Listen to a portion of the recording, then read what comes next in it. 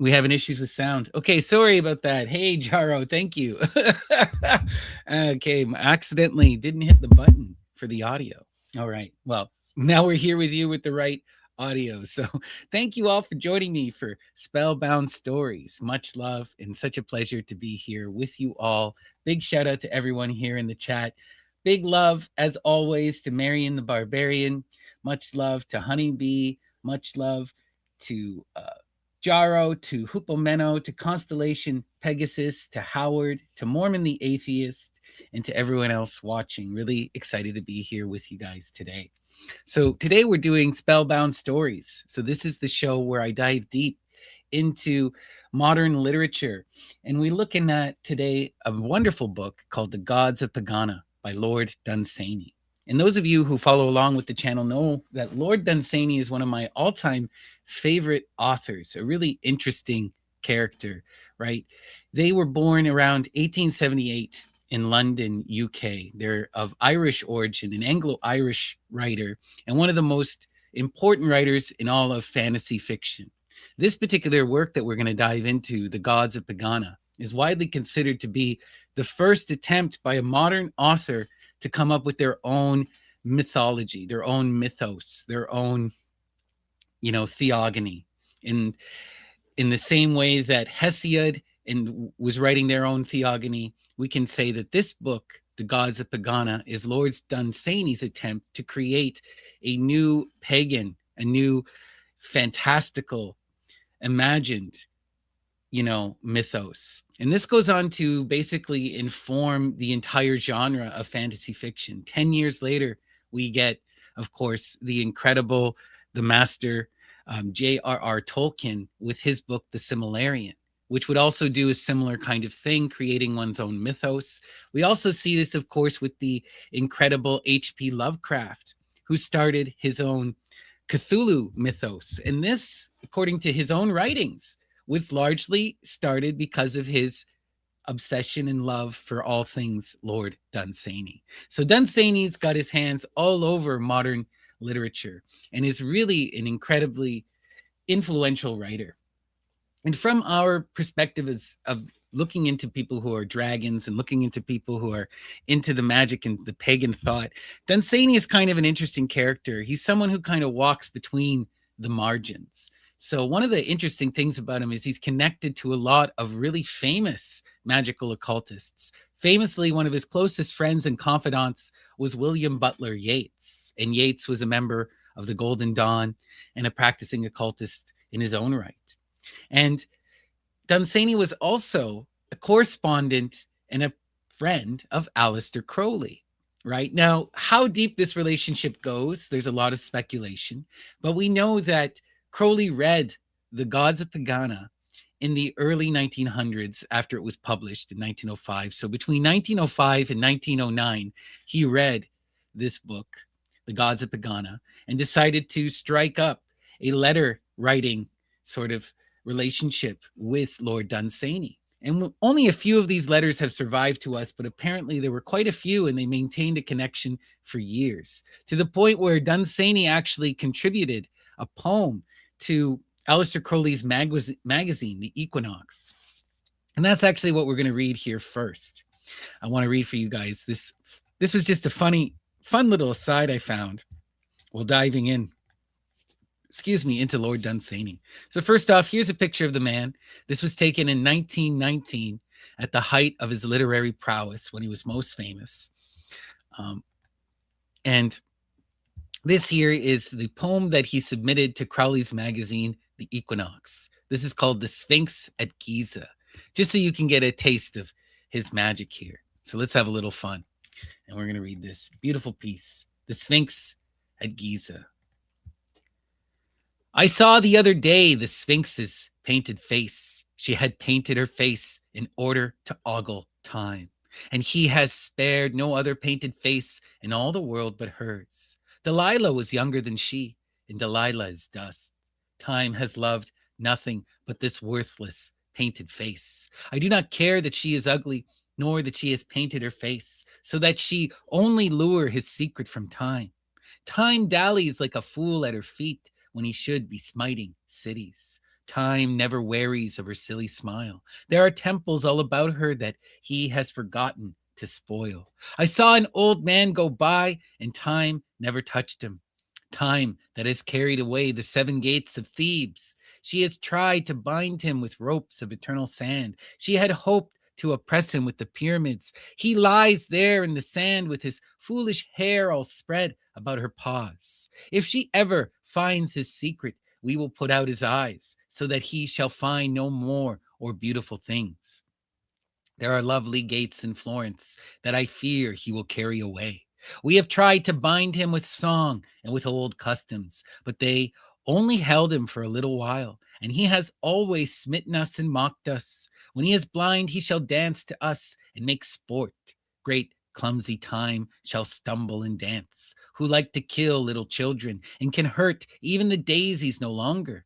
Then shall our children laugh at him who slew Babylon's winged bulls, who smote great numbers of the gods and fairies. When he is shorn of his hours and his years, we will shut him up in the pyramid of Cheops, in the great chamber where the sarcophagus is. Thence we will lead him out when we give our feasts. He shall ripen our corn for us and do menial work. We will kiss thy painted face, O Sphinx, if thou wilt betray to us time. And yet I fear that in his ultimate anguish, he may take hold blindly of the world and the moon and slowly pull down upon him the house of man. Wow, wow, wow. What a beautiful magical piece. The Sphinx in time, Saturn in an Anki, right? Wild magic here for those with ears to hear. And just a beautiful piece. And it shows you the depth of Dunsany's magical understanding. But personally, Dunsany never ascribed to any occultism, and he was a professed agnostic, sometimes atheist. He certainly was deeply critical of all religion, and certainly deeply critical of even magic, later, even being critical of his friend Crowley. So there's a lot of interesting stuff with this particular character, Lord Dunsany. And how I like to see him as someone who was deeply deeply enamored and in love with the ancient world, right? He saw beauty in the old pagan traditions. He saw beauty in the natural ways of humanity and wanted a return to a more natural way of life. He really wanted to see us go back to a more golden age type of living. And he saw modernity and the mechanization and industrialization of his home, the United Kingdom, as something very, very dangerous and very destructive, right? He really was all about this kind of return to a magical perspective. So while he was not a pagan in the classical sense of the understanding, he was certainly sympathetic and was certainly enamored by this idea of a return to a more natural form of living, one more connected with the earth and with humanity, right? And he was definitely rebelling against all things systematic, all things that were bound up in the churches of England and in the Catholic Church. So an interesting character. But let's now dive in here to the gods of Pegana, right? And so when we read this, we can see it both as satirical, but also as a loving adoration, right? As a celebration of beauty and a celebration of an earlier mindset, an attempt to explain the sun and the moon, right? Through the poetic lens of the imagination. A really beautiful thing. Okay. So let's go here to the gods of Pegana. And we're going to read the version that's on the Internet Archive because this preserves the original drawings that were done by Lord Dunsany's dear friend, Samuel Syme. And I believe that's his name. I got to look this up. It's Syme, something Syme. How do I say that? Sidney Syme, sorry. Sidney Syme. So Sidney Syme did the original drawings for the gods of Pegana, and they were created in conjunction. So some of the drawings actually predate some of the stories that are found in this collection and actually inspired them. And this would go on to form a lifelong partnership between these two creatives. Both would work together until they died. 25-year long friendship. So you got to look at this work with the inclusion of Syme's drawings, or it's just not complete. So this is what we're going to check out this version here. The gods of Pegana, Lord Dunsany. And here we get our first illustration by Syme, and this is of Pegana itself, right? Sort of an idyllic, magical world, right? Very Eden-esque. I love with this fountain of rain dropping into the pool here, right? And this magical castle-like city off in the distance, and our beautiful people just naked, enjoying life in the thrushes of the grass. Beautiful. All right, so let's dive in.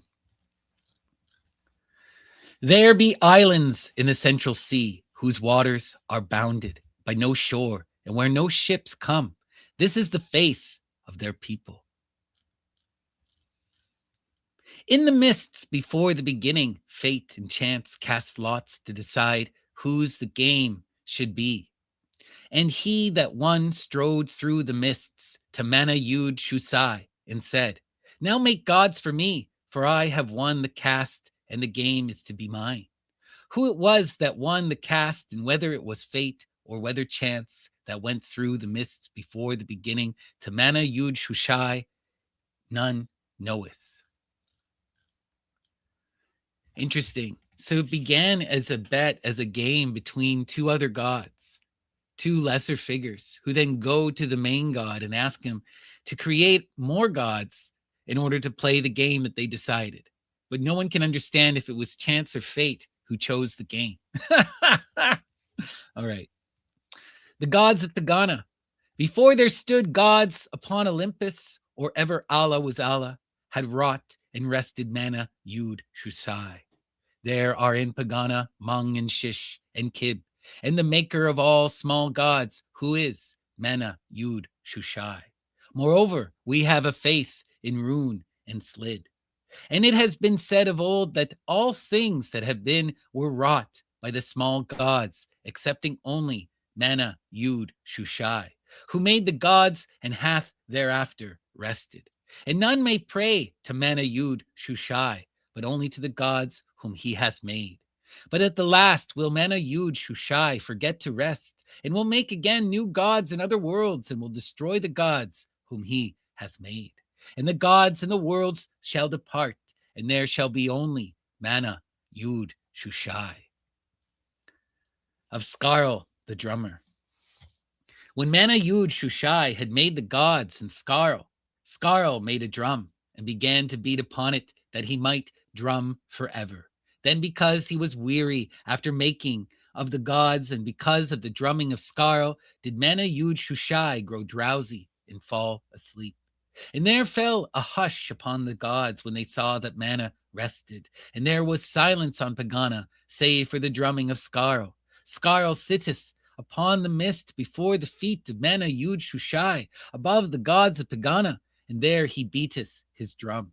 Some say that the worlds and the suns are but the echoes of the drumming of Skarl, and others say that they be dreams that arise in the mind of Mana because of the drumming of Skarl, as one may dream whose rest is troubled by sound of song, but none knoweth, for who hath heard the voice of Mana Yud Shushai, or who hath seen his drummer?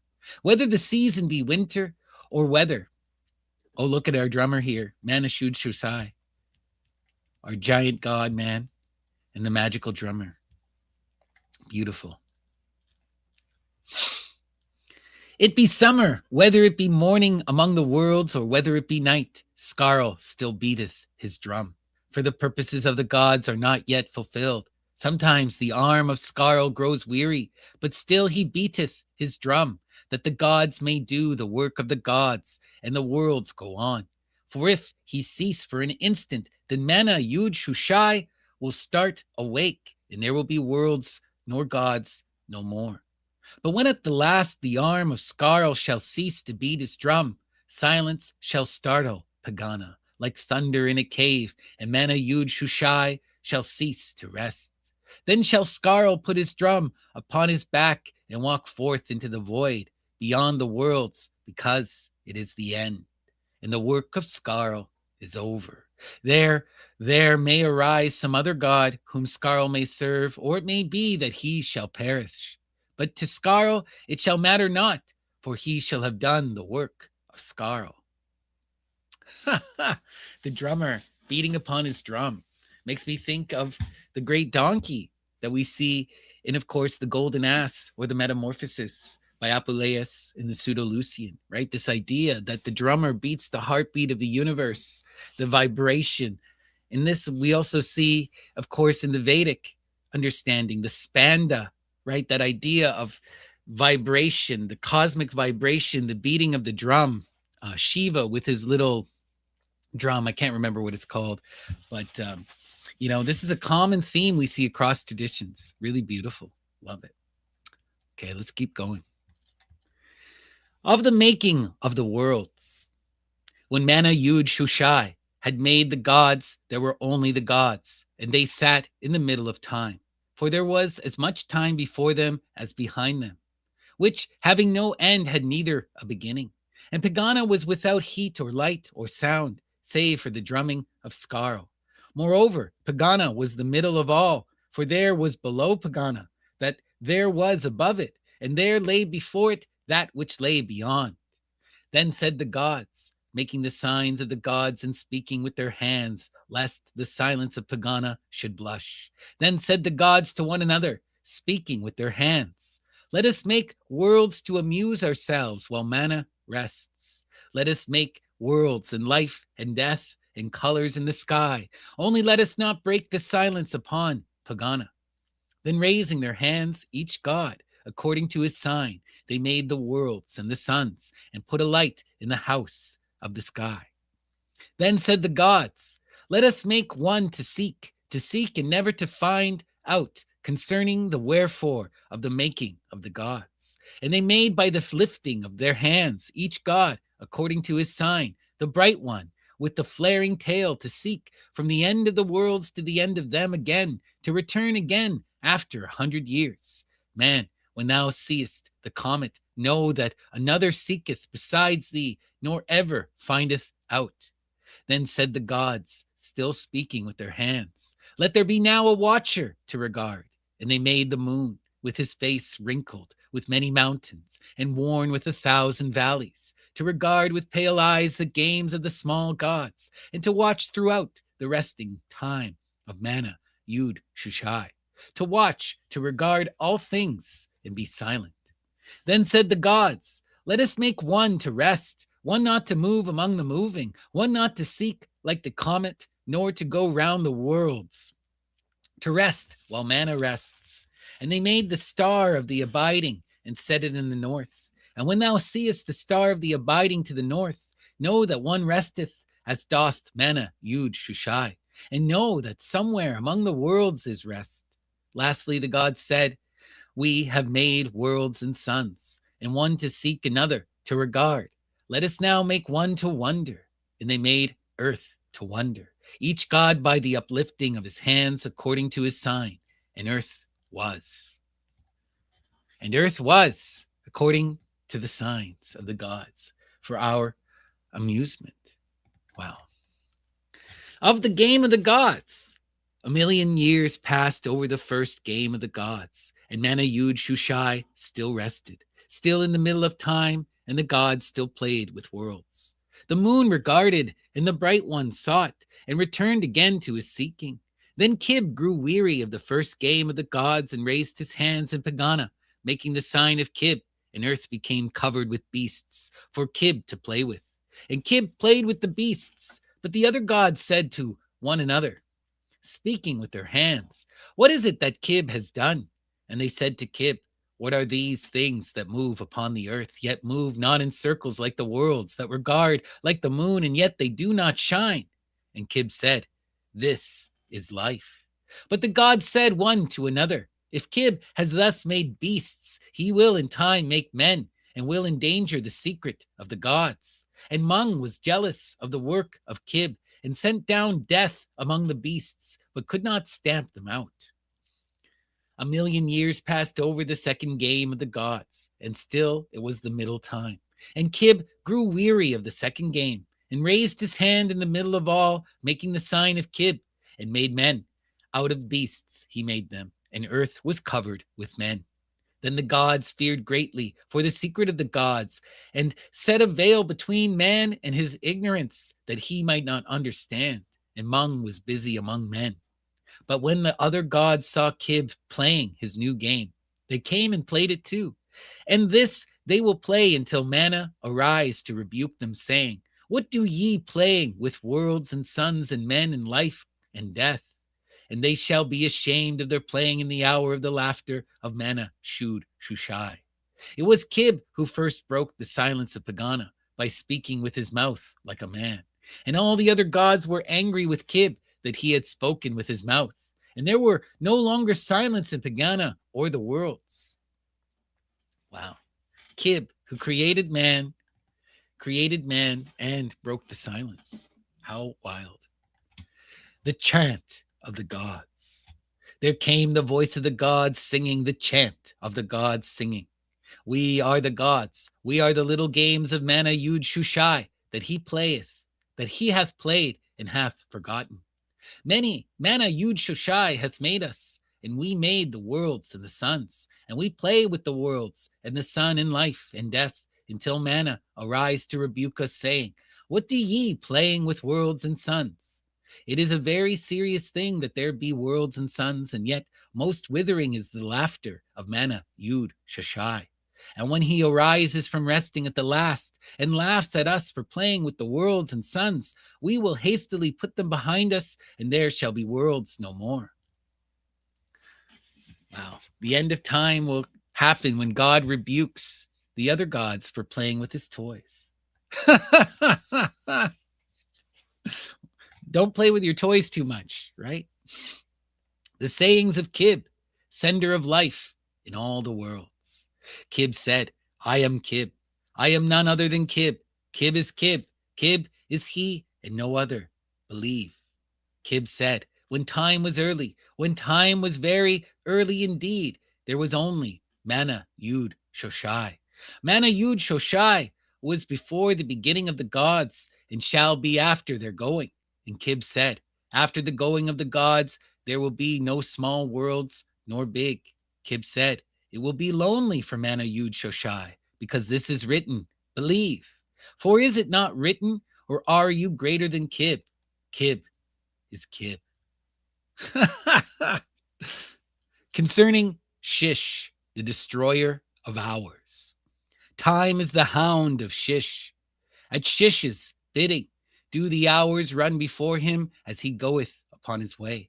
Never hath Shish stepped backward, nor ever hath he tarried. Never hath he relented to the things that once he knew, nor turned to them again. Before Shith is Kib, and behind him goeth Mung. Very pleasant are all things before the faith of Shish, but behind him they are withered and old, and Shish goeth ceaselessly upon his way. Once the gods walked upon the earth as men walk, and spake with their mouths like men. That was in the Warnath Mavai. They walk not now.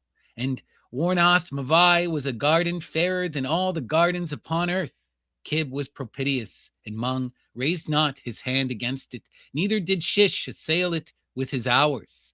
Warnath Mavai lieth in a valley and looketh towards the south, and on the slopes of it Shish rested among the flowers when Shish was young. Thence Shish went forth into the world to destroy its cities and to provoke his hours, to assail all things and to batter against them with the rust and with the dust. And time, which is the hound of Shish, devoured all things. And Shish sent up the ivy and fostered weeds, and dust fell from the hand of Shish and covered stately things. Only the valley where Shish rested when he and time were young did Shish not provoke his hours to assail. There he restrained his old hound time, and at its borders Mung withheld his footsteps. Warnath Mavai still lieth looking towards the south, a garden among gardens, and still the flowers grow about its slopes as they grew when the gods were young. And even the butterflies live in Warnath Mavai still. For the minds of the gods relent towards their earliest memories, who relent not otherwise at all. Warnath Mavai still lieth looking towards the south. But if thou shouldest ever find it, thou art then more fortunate than that the gods, because they walk not in Warnath Mavai now. Once did the prophet think that he discerned it in the distance beyond the mountains, a garden exceeding fair with flowers. But Shish arose and pointed with his hand and set his hound to pursue him, who hath followed ever since. Time is the hound of the gods, but it hath been said of old that he will one day turn upon his masters and seek to slay the gods, excepting only Mana Yud Shoshai, whose dreams are the gods themselves, dreamed long ago. The sayings of Slid, whose soul is by the sea. Slid said, let no man pray to Mana Yud Shushai, for who shall trouble Mana with mortal woes or irk him with the sorrows of all the houses of earth? Nor let any sacrifice to Mana Yud Shushai, for what glory shall he find in sacrifice or altars who hath made the gods themselves? Pray to the small gods, who are the gods of doing. Bamana is the god of having done, the god of having done and of the resting. Pray to the small gods and hope that they may hear thee. Yet what mercy should the small gods have, who themselves made death and pain? Or shall they restrain their old hound time for thee? Slid is but a small god, yet Slid is Slid. It is written and hath been said. Pray thou therefore to Slid, and forget not Slid, and it may be that Slid will not. Oh, look, here's our man Slid, as drawn by sign. Slid may not forget to send thee death when most thou needest it. And the people of the earth said, there is a melody upon the earth as though 10,000 streams all sang together for their homes that they had forsaken in the hills.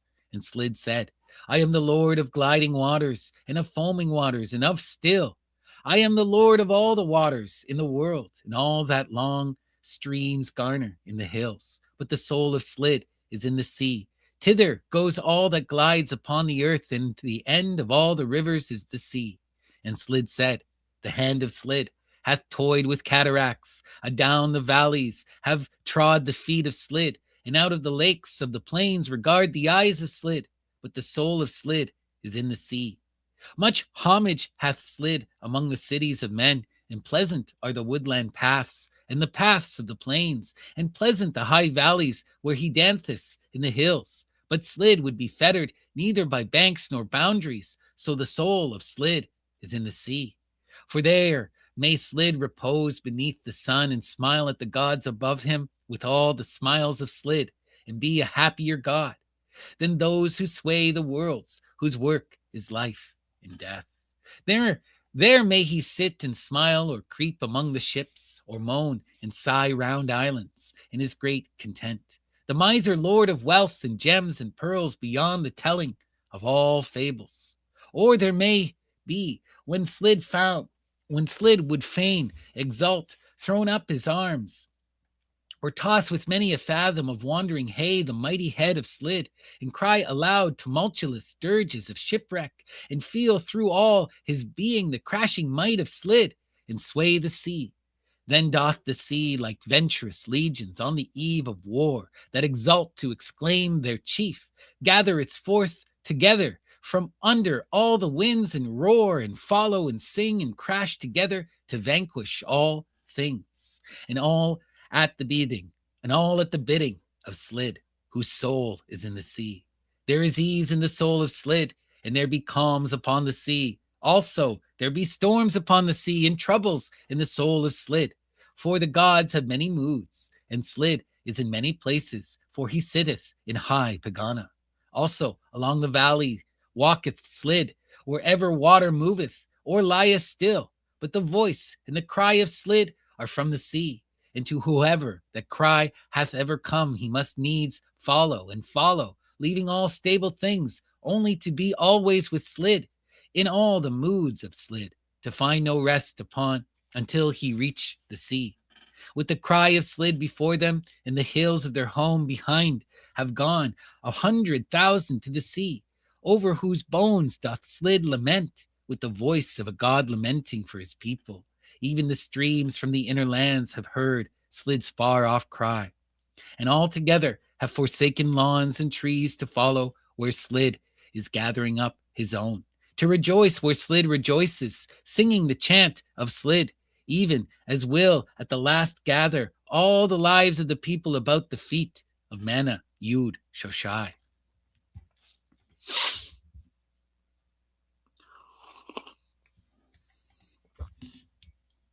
Oh, there's so much to unpack with this Hupomeno. That's why I'm reading it for you. This story is, there's so much magic here, it's hard to even begin. Right? Let's continue. The deeds of Mung, lord of all deaths between Pegana and the rim. Once, as Mung went his way athwart the earth, and up and down its cities, and across its plains, Mung came upon a man who was afraid when Mung said, I am Mung. And Mung said, were the 40 million years before thy coming intolerable to thee? And Mung said, not less tolerable to thee shall be the 40 million years to come. Then Mung made against him the sign of Mung, and the life of the man was fettered no longer with hands and feet. At the end of the flight of the arrow there is Mung, and in the houses and the cities of men. Mung walketh in all places at all times, but mostly he loves to walk in the dark and still, along the river mists, when the wind hath sank, a little before night meeteth with the morning upon the highway between Pegana and the worlds. Sometimes Mung entereth the poor man's cottage. Mung also boweth very low before the king. Then do the lives of the poor man and of the king go forth among the worlds. And Mung said, many turnings hath the road that Kib hath given every man to tread upon the earth. Behind one of these turnings sitteth Mung. One day, as a man trod upon the road that Kib had given him to tread, he came suddenly upon Mung, and Mung said, I am Mung. The man cried out, alas, that I took this road, for I had gone by any other way, then had I not met with Mung. And Mung said, had it been possible for thee to go by any other way, then had the scheme of things been otherwise, and the gods had been other gods. When Mana Yud Shoshai forgets to rest and makes again new gods, it may be that they will send thee again into the worlds, and then thou mayest choose some other way, and so not meet with Mung. Then Mung made the sign of Mung, and the life of that man went forth with yesterday's regrets, and all old sorrows and forgotten things, whither Mung knoweth. And Mung went onward with his work, to sunder life from flesh, and Mung came upon a man who became stricken with sorrow when he saw the shadow of Mung. But Mung said, when at the sign of Mung thy life shall float away, there will also disappear thy sorrow at forsaking it. But the man cried out, O Mung, tarry for a little, and make not the sign of Mung against me now, for I have a family upon the earth with whom sorrow will remain, though mine should disappear because of the sign of Mung. And Mung said, with the gods it is always now, and before Shish hath banished many of the years the sorrow of thy family, for thee shall go the way of thine. And the man beheld Mung, making the sign of Mung before his eyes, which beheld things no more. Oh, wow. How intense. Mung, that fourth of death that walks among us. Oh, wow. The chant of the priests. This is the chant of the priests of Mung. This is the chant of the priests. All day long to Mung cry out the priests of Mung, and yet Mung hearkeneth not. What then shall avail the prayers of all the people? Rather bring gifts to the priests of Mung. So shall they cry louder unto Mung than ever was their wont. And it may be that Mung shall hear. Not any longer then shall fall the shadow of Mung athwart the hopes of the people. Not any longer then shall the tread of Mung darken the dreams of the people. Not any longer shall the lives of the people be loosened because of Mung. Bring ye gifts to the priests of Mung. This is the chant of the priests of Mung. This is the chant of the priests. You have to placate the priests who will sing to Mung on your behalf so he doesn't come and walk in your shadow. How interesting. The sayings of Limpang Tung, the god of mirth and melodious minstrels. And Limpang Tung said, The ways of the gods are strange. The flower groweth up, and the flower fadeth away. This may be very clever of the gods. Man groweth from his infancy, and in a while he dieth. This may be very clever too. But the gods play with a strange scheme. I will send jests into the world and a little mirth. And while death seems to thee as far away as the purple rim of halls, or sorrow as far off as rain in the blue days of summer, then pray to Limpang tongue. But when thou growest old, or ere thou diest, pray not to Limpang tongue, for thou becomest part of a scheme that he doth not understand. Go out into the starry night, and Limpang tongue will dance with thee who danced since the gods were young, the god of mirth and of melodious minstrels, or offer up a jest to Limpang tongue. Only pray not in thy sorrow to Limpang tongue, for he saith of sorrow, it may be very clever of the gods, but he doth not understand. And Limpang tongue said, I am lesser than the gods. Pray therefore to the small gods and not to Limpang tongue. Nathless between Pegana and the earth flutter 10,000 prayers that beat their wings against the face of death. And never for one of them hath the hand of the striker been stayed, nor yet have tarried the feet of the relentless one. Utter thy prayer. It may accomplish where failed 10,000,000. Limpang tongue is lesser than the gods and doth not understand. And Limpang tongue said, lest man grow weary down on the great worlds through gazing always at a changeless sky, I will paint my pictures in the sky, and I will paint them twice in every day, for so long as days shall be.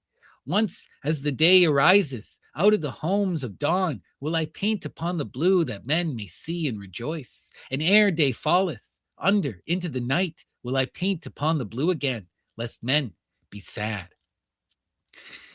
It is a little, said Limpang tongue. It is a little even for a god to give some pleasure to men upon the worlds. And Limpang tongue hath sworn that the pictures that he paints shall never be the same for so long as the days shall be. And this he hath sworn by the oath of the gods of Pegana, that the gods may never break, laying his hand upon the shoulder of each of the gods, and swearing by the light behind their eyes. Limpang tongue hath lured a melody out of the stream and stolen its anthem from the forest. For him the wind hath cried in lonely places, and oceans sung its dirges. There is music for Limpang tongue, in the sounds of the moving of grass, in the voices of the people that lament, or in the cry of them that rejoice. In an inner mountain land where none hath come, he hath carved his organ pipes out of the mountains. And there, when the winds, his servants, come in from all the world, he maketh the melody of Limpang tongue. But the song arising at night goeth forth like a river, winding through all the world, and here and there, amid the peoples of earth, one heareth, and straightway all that hath voice to sing crieth aloud in music to his soul.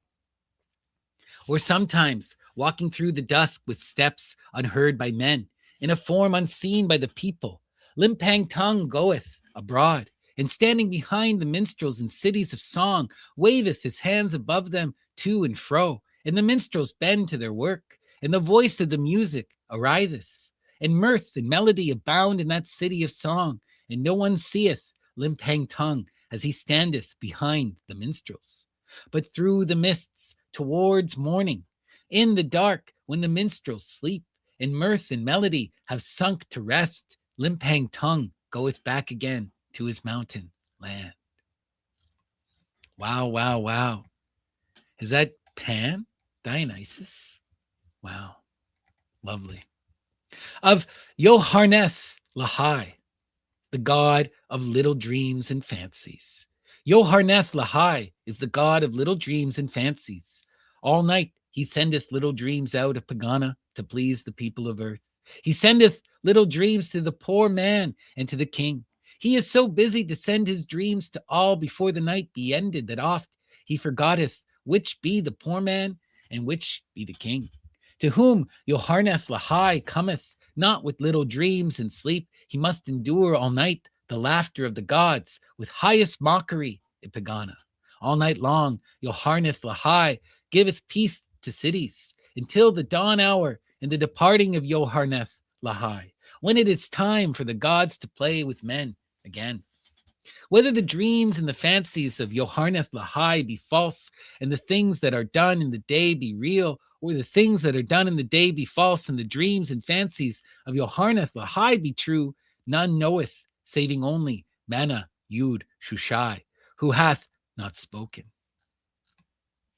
Of Rune, the god of going, and the 1,000 home gods. Rune said, there be gods of moving and gods of standing still, but I am the god of going. It is because of Rune that the worlds are never still, for the moons and the worlds and the comet are stirred by the spirit of Rune, which saith, go, go, go. Rune met the worlds all in the morning of things, before there was light upon Pegana, and Rune danced before them in the void, since when they are never still, Rune standeth all streams to the sea, and all the rivers down to the soul of Slid. Runeth maketh the sign of Rune before the waters, and lo, they have left the hills. And Rune hath spoken in the ear of the north wind, that he may be still no more. The footfall of Rune hath been heard at evening outside the houses of men, and thenceforth comfort and abiding know them no more. Before them stretcheth travel over all the lands, long miles, and never resting between their homes and their graves, and all at the bidding of Rune. The mountains have set no limit against Rune, nor all the sea a boundary. Whither Rune hath desired, there must Rune's people go, and the worlds and their streams and the winds. I heard the whisper of Rune at evening saying, there are islands of spices to the south, and the voice of Rune saying, go. And Rune said, there are 1,000 home gods, and the little gods that sit before the hearth and mind the fire. There is one, Rune. Rune saith in a whisper when none heareth, when the sun is low, what doeth Mana Yud Shushai? Rune is no god that thou mayest worship by thy hearth, nor will he be benignant to thy home. Offer to Rune thy toiling and thy speed, whose incense is the smoke of the campfire, to the south, whose song is the sound of going, whose temples stand beyond the farthest hills in his lands behind the east. Yarinath, Yarinath, Yarinath, Yarinareth, which signifieth beyond. These words be carved in letters of gold upon the ark of the great portal of the temple of Rune, that men have builded, looking towards the east upon the sea, where Rune is carved as a giant trumpeter, with his trumpet pointing towards the east beyond the seas. Whoso heareth his voice, the voice of Rune at evening, he at once forsaketh the home gods that sit beside the hearth. These be the gods of the hearth, Pitsu, who stroketh the cat, Hobinth, who calms the dog, and Habania, the lord of glowing embers, and little Zumbibu, the lord of dust, and old Greebown, who sits in the heart of the fire to turn the wood to ash. All these be home gods, and live not in Pegana, and be lesser than Rune. There is also Kilulugung, the lord of arising smoke, who taketh the smoke from the hearth and sendeth to the sky, who is pleased if it reacheth Pegana, so that the gods of Pegana speaking to the gods say, there is Kilulugung, doing the work on earth of Kilulugung. All these are gods, so small that they be lesser than men, but pleasant gods to have beside the hearth. And often men have prayed to Kilulugung, saying, thou whose smoke ascendeth to Pegana, send up with it our prayers that the gods may hear. And Kilulugung, who is pleased that men should pray, stretches himself up all gray and lean with his arms above his head, and sendeth his servant the smoke to seek Pegana, that the gods of Pegana may know that the people pray. And Jambim is the Lord of broken things, who sitteth behind the house to lament the things that are cast away. And there he sitteth, lamenting the broken things until the worlds be ended, or until someone cometh to mend the broken things, Or sometimes he sitteth by the river's edge to lament the forgotten things that drift upon it. A kindly God is Jabim, whose heart is sore if anything be lost. There is also Tribugi, the Lord of Dusk, whose children are the shadows, who sitteth in a corner far off from Habania, and speaketh to none. But after Habania hath gone to sleep, an old Grebound hath blinked 100 times until he forgotteneth which be wood or ash. Then doth Tribugi send his children to run about the room and dance upon the walls, and never disturb the silence. But when there is light again upon the worlds, and dawn comes dancing down the highway from Pegana, then does Tribugi retire into his corner with his children all around him, as though they had never danced about the room. And the slaves of Habania and old Grebound come and awake them from their sleep upon the hearth, and Pitsu strokes the cat, and Hobith calms the dog, and Kilulugang stretches aloft his arms towards Pegana, and Tribugi is very still, and his children asleep. And when it is dark, all in the hour of Tribugi, Hish creepeth from the forest, the Lord of Silence, whose children are the bats that have broke the command of their father, but in a voice that is ever so low. Hish husheth the mouth, and all the whispers in the night. He maketh all noises still. Only the cricket rebelleth. But Hish hath set against him such a spell that after he hath cried 1,000 times, his voice may be heard no more, but becometh part of the silence. And when he hath slain all sounds, Hish boweth low to the ground, then cometh into the house with never a sound of feet, the god Yoharneth Lahai. But away in the forest whence Hish hath come, Wuhun, the Lord of Noises. Oh, and here we go. Hish, the Lord of Silence. All right, so we were seeing, what's this? Wuhun, the Lord of Noises. In the night awaketh in his lair, and creepeth round the forest to see whether it be true that Hish hath gone. Then in some glade Wuhun lifts up his voice and cries aloud, that all the night may hear. That is he, Wuhun, who is abroad in all the forest. And the wolf and the fox and the owl and the great beasts and the small lift up their voices to acclaim Wuhun. And there arise the sounds of voices and the stirring of leaves. The revolt of the home gods. There be 3 broad rivers of the plain, born before memory or fable, whose mothers are 3 gray peaks, and whose father was the storm. Their names be Ames, Zanes, and Segastrion. And Ames is the joy of lowing herds, and Zanes hath bowed his neck to the yoke of man, and carries the timber from the forest far up below the mountain. And Segastrion sings old songs to shepherd boys, singing of his childhood in a low ravine, and of how he once sprang down the mountain sides and far away into the plain to see the world, and of how one day at last he will find the sea. These be the rivers of the plain, wherein the plain rejoices. But old men tell, whose fathers heard it from the ancients, how once the lords of the 3 rivers of the plain rebelled against the law of the worlds, and passed beyond their boundaries, and joined together and whelmed cities, and slew men, saying, "We now play the game of the gods, and slay men for our pleasure, and we be greater than the gods of Pegana." And all the plain was flooded to the hills, and Ames, Zanes, and Segastrion sat upon the mountains and spread their hands over their rivers that rebelled by their command. But the prayer of men going upward found Pegana and cried in the ear of the gods, "There be 3 home gods who slay us for their pleasure, and say that they be mightier than Pegana's gods, and play their game with men." Then were all the gods of Pegana very wroth, but they could not whelm the lords of the 3 rivers, because being home gods, though small, they were immortal.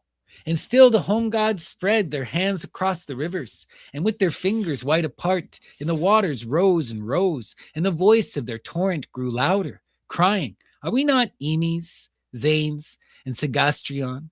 Then Mung went down into a waste of Afric, and came upon the drought Ambul, as he sat in the desert upon iron rocks, clawing with miserly grasp at the bones of men and breathing hot. Mung stood before him as his dry sides heaved, and ever as they sank his hot breath blasted dead sticks and bones. Then Mung said, "Friend of Mung, go thou and grin before the faces of Amy's, Zane's, and Sagastrion, till they see whether it be wise to rebel against the gods of Pegana." And Umbul answered, "I am the beast of Mung." And Umbul came and crouched upon a hill upon the other side of the waters and grinned across them at the rebellious home gods. And whenever Imes, Zanes, and Sagastrian stretched out their hands over the rivers, they saw before their faces the grinning of Umbul. And because the grinning was like death in a hot and hideous land, therefore they turned away and spread their hands no more over the rivers, and the waters sank and sank. But when Umbul had grinned for 30 days, the waters fell back into the riverbeds, and the lords of the rivers slunk away back again to their homes. Still Umbul sat and grinned. Oh, wow. Mung and the beast of Mung. How wild, eh?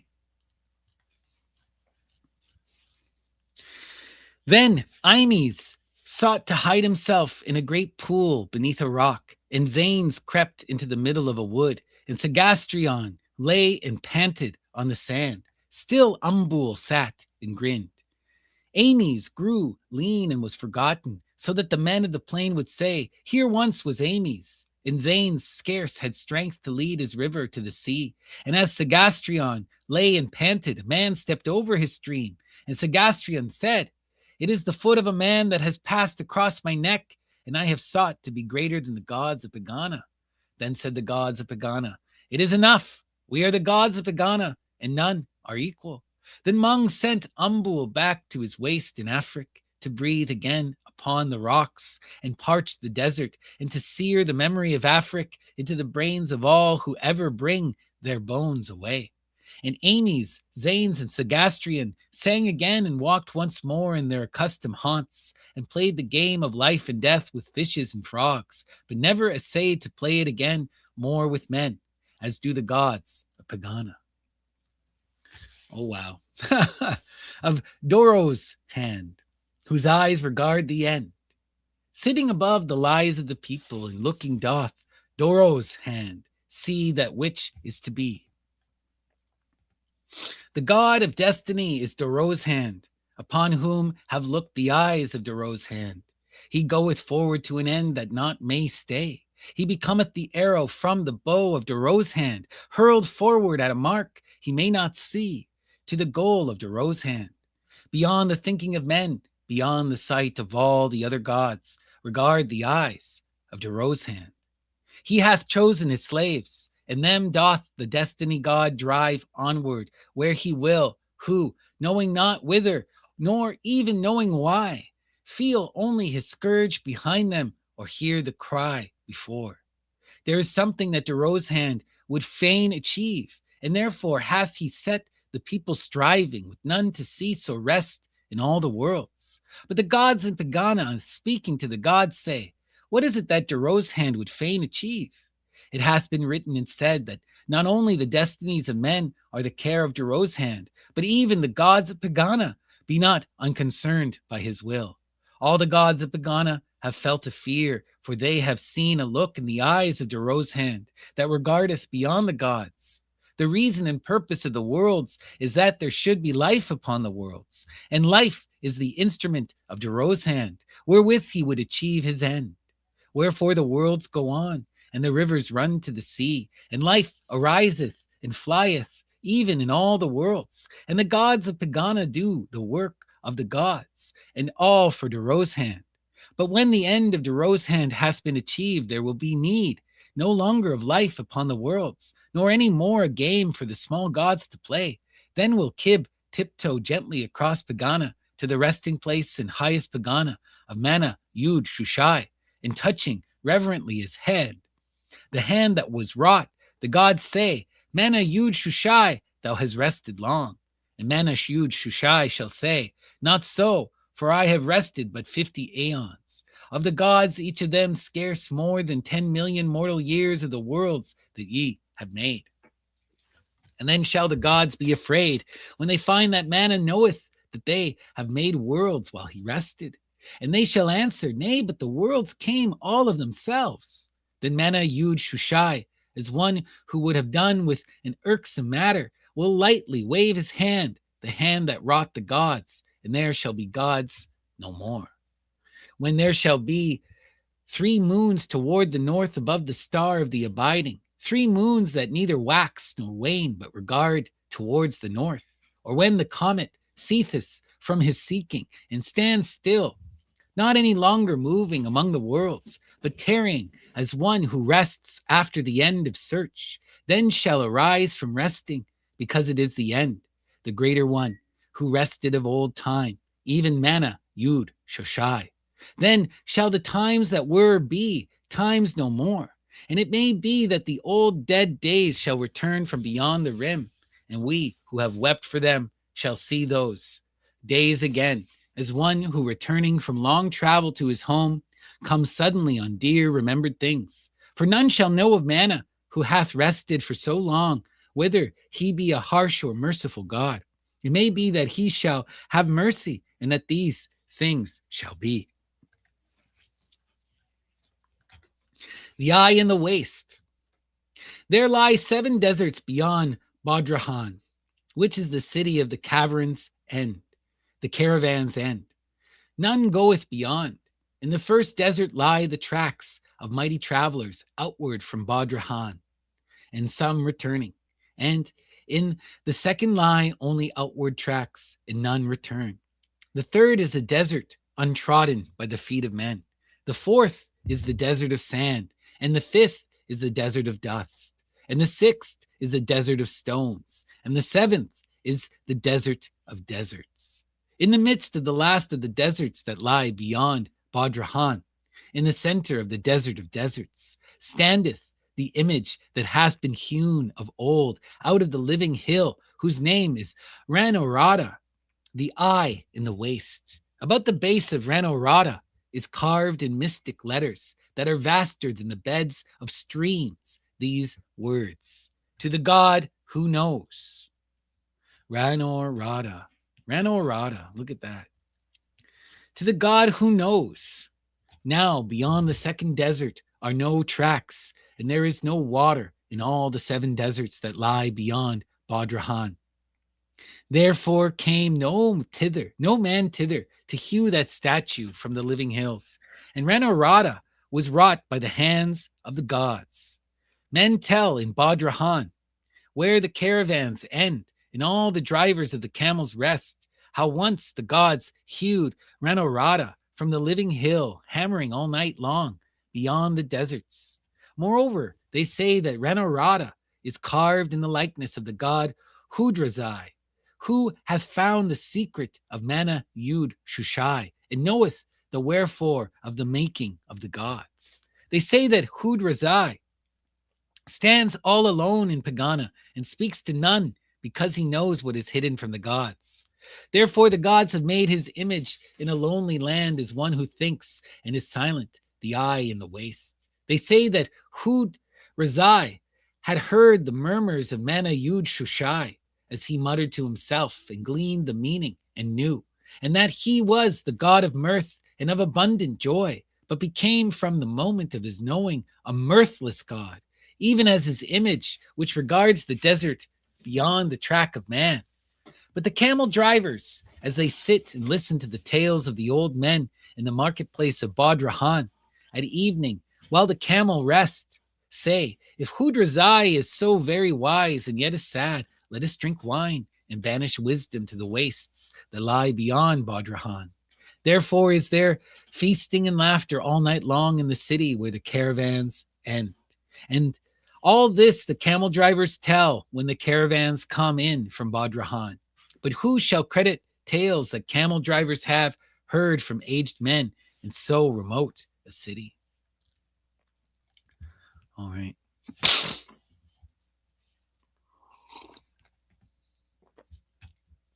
Of the thing that is neither God nor beast, seeing that wisdom is not in cities, nor happiness in wisdom. And because Yadin, the prophet, was doomed by the gods, ere he was born to go in search of wisdom, he followed the caravans to Badrahan. There in the evening, when the camels rest, when the wind of the day ebbs out into the desert, sighing amid the palms its last farewells, and leaving the caravans, still he sent his prayer with the wind to drift into the desert, calling to Hud Razai. Down the wind his prayer went calling. Why do the gods endure and play their game with men? Why doth not Scarl forsake his drumming, and Manna cease to rest? And the echo of seven deserts answered, Who knows? Who knows? But out of the waste beyond the seven deserts, where Renorada looms enormous in the dusk, at evening his prayer was heard. And from the rim of the waste whither had gone his prayer, came three flamingos flying, and their voices said, Going south, going south, at every stroke of their wings. But as they passed by the prophet, they seemed so cool and free in the desert, so blinding and hot, that he stretched up his arms towards them. Then it seemed happy to fly and pleasant to follow behind great white wings. And he was with three flamingos up in the cool above the desert, and their voices cried before him, Going south, going south. And the desert below him mumbled, Who knows? Who knows? Sometimes the earth stretched up towards them with peaks of mountains. Sometimes it fell away in steep ravines. Blue rivers sang to them as they passed above them, or very faintly came the song of breezes in lone orchards. And far away the sea sang mightily, dirges of old forsaken isles. But it seemed that in all the world there was nothing only to be going south. It seemed that somewhere the south was calling to her own, and that they were going south. But when the prophet saw that they had passed over the edge of earth, and that far away to the north of them lay the moon, he perceived that he was following no mortal birds, but some strange messenger of Hud Razai, whose nest had lain in one of Pegana's vales below the mountains whereon sit the gods. Still they went south, passing by all the worlds and leaving them to the north, till only Araxes, Zardres, and Hyrogilion lay still to the south of them, where great Ingazi seemed only a point of light. Yo and Mindu could be seen no more. Still they went south till they passed below the south and came to the rim of the worlds. There is neither south nor east nor west, but only north and beyond. There is only north of it where lie the worlds, and beyond it where lies the silence. And the rim is a mass of rocks that were never used by the gods when they made the worlds, and on it sat Tragul. Tragul is the thing that is neither god nor beast, who neither howls nor breathes, only it turns over the leaves of a great book, black and white, forever until the end. And all that is to be written is in the book, as also all that was. When it turneth a blank page, it is night. When it turneth a white page, it is day. Because it is written that there are gods, there are the gods. Also, there is writing about thee and me until the page where our names no more are written. Then, as the prophet watched it, Tragul turned a page, a black one, and night was over, and a day shone on the worlds. Tragul is the thing that men in many countries have called by many names. It is the thing that sits behind the gods, whose book is the scheme of things. But when Yadin saw that old remembered days were hidden away with the part that it had turned, and knew that upon one page, whose name is written no more, the last page had turned forever 1,000 pages back, then did he utter his prayer in the face of Tragul, who only turns the pages and never answers prayer. He prayed in the face of Tragul, only turn back thy pages to the name of one which is writ no more, and far away upon a place named earth shall rise the prayers of a little people that acclaim the name of Tragul. For there is indeed far off a place called earth, where men shall pray to Tragul. Then spoke Tragul, who turns the page and never answers prayer, and his voice was like the murmurs of the waste at night when echoes have been lost. Though the whirlwind, oh, look at this, Tragul, it, it who turns the pages. Wow. Wind of the south should tug with his claws at a page that hath been turned, yet shall he not be able ever to turn it back. Then, because of the words in that book that said that it should be so, Yandin found himself lying in the desert where one gave him water and afterwards carried him on a camel into Badrahan.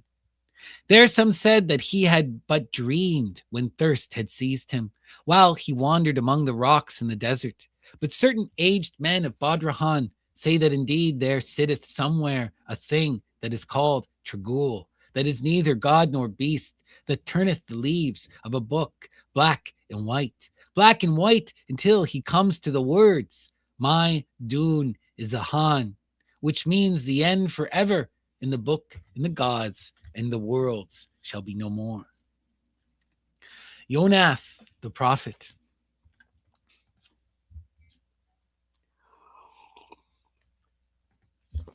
Yonath was the first among prophets who uttered unto men. These are the words of Yonath, the first among all prophets. There be gods upon Pegana. Up upon a night I slept, and in my sleep Pegana came very near, and Pegana was full of gods. I saw the gods beside me as one might see wanted things. Only I saw not men a huge Shushai, and in that hour, in the hour of my sleep, I knew, in the end and the beginning of my knowing, and all of my knowing, that there was this, that man knoweth not. Seek thou to find at night the utter edge of the darkness, or seek to find the birthplace of the rainbow, where he leapeth upward from the hills. Only seek not concerning the wherefore of the making of the gods. The gods have set a brightness upon the farther side of the things to come, that they may appear more felicitous to men than the things that are. To the gods the things to come are but as the things that are, and nothing altereth in Pegana. The gods, although not merciful, are not ferocious gods. They are the destroyers of the days that were, but they set a glory about the days to be. Man must endure the days that are, but the gods have left him his ignorance as a solace. Seek not to know.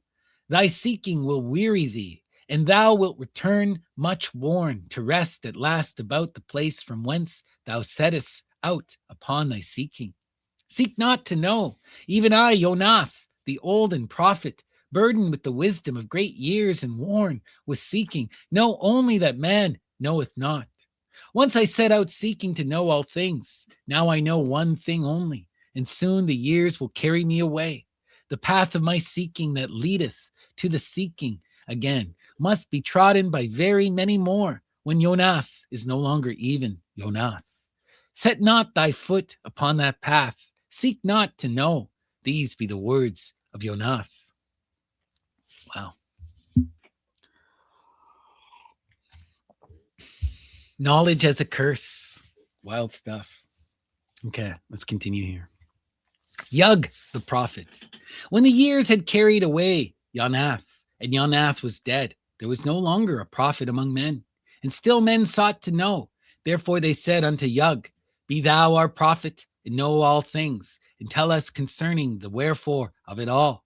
And Yug said, I know all things, and men were pleased. And Yug said of the beginning that it was in Yug's own garden, and of the end of that it was in sight of Yug, and men forgot Yonath. One day Yug saw Mung behind the hills, making the sign of Mung, and Yug was Yug no more. Alihareth Hotep, the prophet. When Yug was Yug no more, men said unto Alihareth Hotep, Be thou our prophet, and be as wise as Yug. And Alihareth Hotep said, I am as wise as Yug. And men were very glad. And Alihareth Hotep said of life and death, These be the affairs of Alihareth Hotep. And men brought gifts to him. One day, Alihareth Hotep wrote in a book, Alihareth Hotep knoweth all things, for he has spoken with Mung. And Mung stepped from behind him, making the sign of Mung, saying, Knowest thou all things then, Alihareth Hotep? And Haliriath Hotep became among the things that were. Interesting. Kabak, the prophet. When Haliriath, when, when Alhireth Hotep, when Alireth Hotep was among the things that were, and still men sought to know, they said unto Kobach, be thou as wise as was Alihireth Hotep. And Kobach grew wise in his own sight and in the sight of men. And Kabach said, Mung maketh his sign among men, or withholdeth it by the advice of Kabach. And he said unto one, Thou hast sinned against Kabach, therefore will Mung make the sign of Mung against thee. And to another, Thou hast brought Kabach gifts, therefore shall Mung forbear to make against thee the sign of Mung. One night, as Kabach fattened upon the gifts that men had brought him, he heard the tread of Mung treading in the garden of Kabach about his house at night. And because the night was very still, it seemed most evil to Kabach that Mung should be treading in his garden without the advice of Kabach about his house at night. And Kabach, who knew all things, grew afraid, for the treading was very loud and the night still, and he knew not what lay behind the back of Mung, which none had ever seen. But when the morning grew to brightness, and there was light upon the worlds, and Mung trod no longer in the garden, Kabach forgot his fears and said, Perhaps it was but a herd of cattle that stampeded in the garden of Kabach. And Kabach went about his business, which was that of knowing all things, and telling all things unto men, and making light of Mung. But that night Mung trod again in the garden of Kabach about his house at night, and stood before the window of the house like a shadow standing erect, so that Kabach knew indeed that it was Mung. And a great fear fell upon the throat of Kabach, so that his speech was hoarse, and he cried out, Thou art Mung! And Mung slightly inclined his head and went on to tread in the garden of Kabach about his house at night. And Kabach lay and listened with horror at his heart. But when the second morning grew to brightness, and there was light upon the worlds, Mung went from treading in the garden of Kabach, and for a little while Kabach hoped, but looked with great dread for the coming of the third night. When the third night was come, and the bat had gone to his home, and the wind had sunk, the night was very still. And Kabach lay and listened, to whom the wings of the night flew very slow. But ere night met the morning, upon the highway between Pegana and the worlds, there came the tread of Mung in the garden of Kabach towards Kabach's door. And Kabach fled out of his house as flees a hunted beast, and flung himself before Mung. And Mung made the sign of Mung, pointing towards the end. And the fears of Kabach had rest from troubling Kabach any more, for they and he were among accomplished things. Wow. Oh, that's interesting. Mung made the sign of Mung, pointing towards the end, and the fears of Kabach had rest from troubling Kabach any more, for they and he were among accomplished things. Wow. Firmly in the past. Only the past is real, right? Wild. Okay, let's continue. Of the calamity that befell Yun Ilara by the sea, and of the building of the tower of the ending of days. When Kabach and his fears had rest, the people sought a prophet who should have no fear of Mung, whose hand was against the prophets. And at last they found young Ilara, who tended sheep and had no fear of Mung. And the people brought him to the town that he might be their prophet. And young Ilara builded a tower towards the sun that looked upon the setting of the sun, and he called it the Tower of the Ending of Days. And about the ending of the day would young Ilara go up to his tower top and look toward the setting sun, to cry his curses against Mung, saying, O Mung, whose hand is against the sun, whom men abhor but worship because they fear thee, here stands and speaks a man who fears thee not. Assassin, lord of murder and dark things, abhorrent, merciless, make thou the sign of Mung against me when thou wilt, But until silence settles upon my lips because of the sign of Mung, I will curse Mung to his face. And the people in the street below would gaze up with wonder towards young Ilara, who had no fear of Mung, and brought him gifts. Only in their homes after the falling of the night would they pray again with reverence to Mung. But Mung said, "Shall a man curse a god?" And Mung went forth amid the cities to glean the lives of the people. And still Mung came not nigh to young Ilara, as he cried his curses against Mung from his tower towards the sea.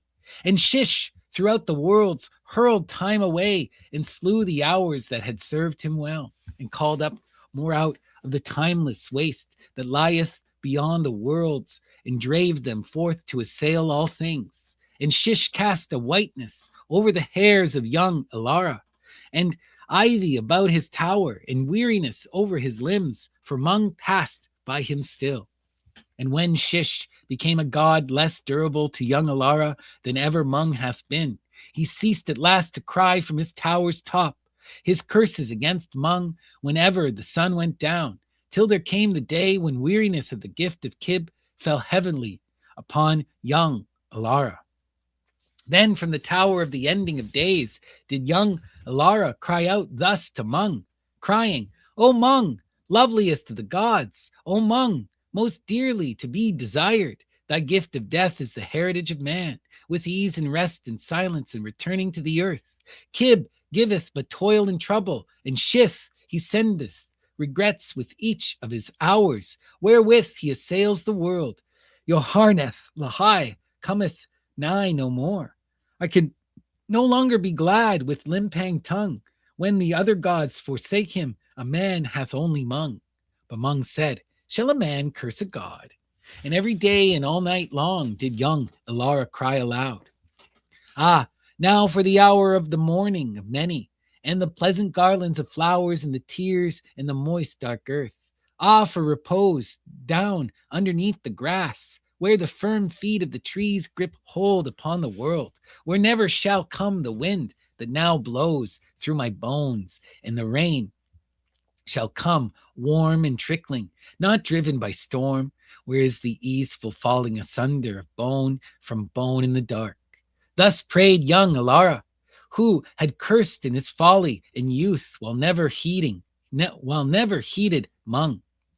Still from a heap of bones that are young Ilara, still lying about the ruined base of the tower that once he builded, goes up a shrill voice with the wind, crying out for the mercy of Mung, if any such there be.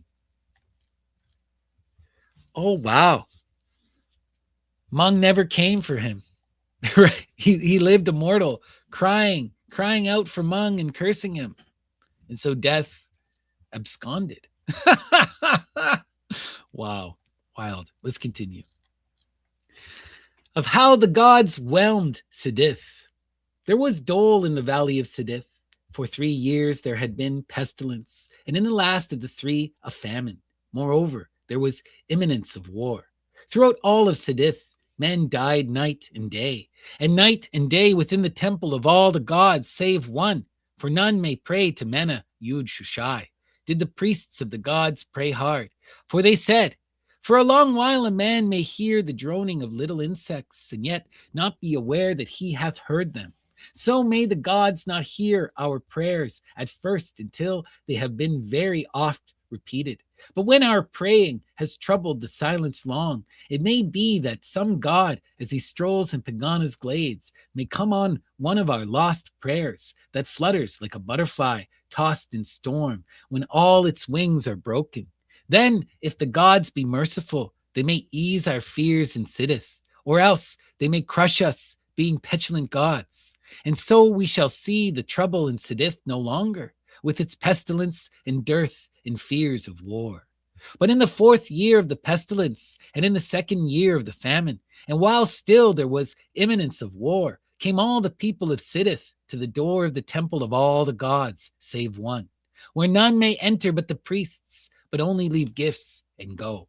And there the people cried out, "O high prophet of all the gods save one, priest of Kib, priest of Shish, priest of Mung, teller of the mysteries of Dorozand, receiver of the gifts of the people and Lord of prayer, what dost thou within the temple of all gods save one? What doest thou within the temple of all gods save one? And Arb Rin Hadith, who was the high prophet, answered, I pray for all the people. But the people answered, O high prophet of all the gods save one, priest of Kib, priest of Shif, priest of Mung, teller of the mysteries of Dorozand, receiver of the gifts of the people and Lord of prayer. 4 long years hast thou prayed with the priests of all thine order, while we brought ye gifts and died. Now therefore, since they have not heard thee in 4 grim years, thou must go and carry to their faces the prayer of the people of Siddith, when they go to drive the thunder to his pasture upon the mountain of Ag-Hrinaun. Or else there shall no longer be gifts upon thy temple door, whenever falls the dew, that thou and thine order may fatten. There thou shalt say before their faces, O all the gods save one, lords of the worlds, whose child is the eclipse, take back thy pestilence from Siddith, for ye have played the game of the gods too long with the people of Siddith, who would fain have done with the gods. Then in great fear answered the high prophet, saying, What if the gods be angry and whelm Siddith? And the people answered, Then are we sooner done with pestilence and famine and the imminence of war. That night the thunder howled upon Agrinam, which stood a peak above all others in the land of Siddith, and the people took Arb Rin Hadith from his temple and drave him to Agrinam. For they said, There walked tonight upon the mountain all the gods save one. And Arb Rin Hadith went trembling to the gods. Next morning, white and frightened, from Agrinam came Arb Rin Hadith back into the valley, and there spake to the people, saying, The faces of the gods are iron, and their mouths are set hard. There is no hope from the gods. Then said the people, Thou shalt go to Mana Yud Shushai, to whom no man may pray. Seek him upon Agrinam, where it lifts clear into the stillness before morning, and on its summit, where all things seem to rest. Surely there rests also Mana Yud Shushai. Go to him and say, Thou hast made evil gods, and they smite Siddith. Perchance he hath forgotten all his gods, or hath not heard of Siddith. Thou hast escaped the thunder of the gods. Surely thou hast also escaped the stillness of Mana Yud Shushai. Upon a morning when the sky and lakes were clear and the world still, Agrinam was stiller than the world. Arb Rin Hadith crept in fear towards the slopes of Agrinam, because the people were urgent. And that day men saw him climbing. At night he rested near the top. But ere the morning of the day that followed, such as rose early saw him in the silence, a speck against the blue, stretch up his arms upon the summit to Mana Yud Shushai. Then instantly they saw him not, nor was he ever seen of men again, who had dared to trouble the stillness of Mana Yud Shushai. Such as now speak of Siddith, tell of a fierce and potent tribe that smote away a people in a valley enfeebled by pestilence, where stood a temple to all the gods save one, in which was no high priest. Oh, wow. He took them all away. Took them all away. Right? They just ceased to exist except for a memory. Oh, wow. Let's continue. Of how Imban became high prophet in Eredek of all the gods save one. Imban was to be made high prophet in Aradek of all the gods save one. From Ardra, Rudra, and the lands beyond came all high prophets of the earth to the temple in Aradek of all the gods save one. And there they told Imban how the secret of things was upon the summit of the dome of the hall of night, but faintly writ and in an unknown tongue. Midway in the night between the setting and the rising sun, they led Imban into the hall of night and said to him, chanting all together, Imban, Imban, Imban, look up to the roof where is writ the secret of all things, but faintly and in an unknown tongue. And Imban looked up, but darkness was so deep within the hall of night that Imban saw not even the high prophets who came from Ardra, Rudra, and the lands beyond, nor saw he aught in the hall of night at all. Then called the high prophets, "What seest thou, Imban?" And Imban said, "I see not." Then called the high prophets, "What knowest thou, Imban?" And Imban said, "I know not." Then spake the high prophet of Eld of all the gods save one, who is first on earth of prophets, "O Imban, we have all looked upwards in the hall of night towards the secret of things, and ever it was dark, and secret faint, and in an unknown tongue. And now thou knowest what all high priests know." And Imban answered, "I know." So Imban became high prophet in Aradak of all the gods save one, and prayed for all the people who knew not that there was darkness in the hall of night, or that the secret was writ faint and in an unknown tongue. These are the words of Imban that he wrote in a book that all the people might know. In the 20th night of the 900th moon, as night came up the valley, I performed the mystic rites of each of the gods in the temple, as is my wont, lest any of the gods should grow angry in the night and whelm us while we slept. And as I uttered the last of certain secret words, I fell asleep in the temple, for I was weary, with my head against the altar of Dorazand. Then, in the stillness as I slept, there entered Dorazand by the temple door, in the guise of a man, and touched me on the shoulder, and I awoke. But when I saw his eyes shone blue and lit the whole of the temple, I knew that he was a god, though he came in mortal guise. And Dorozhand said, "Prophet of Dorozhand, behold, that the people may know." And he showed me the paths of Shish, stretching far down into the future time. Then he bade me arise and follow whither he pointed, speaking no words but commanding with his eyes.